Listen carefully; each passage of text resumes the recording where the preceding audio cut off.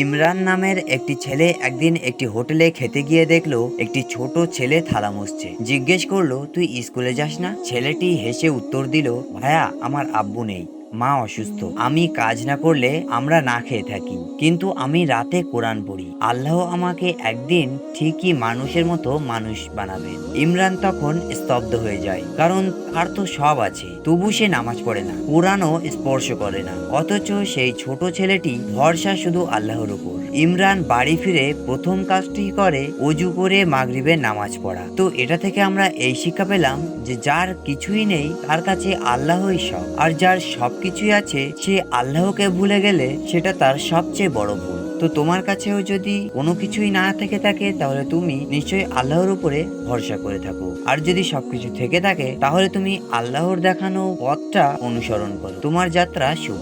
তো ভিডিওটি যদি ভালো লেগে থাকে অবশ্যই একটি লাইক ও চ্যানেলটি সাবস্ক্রাইব করে দাও।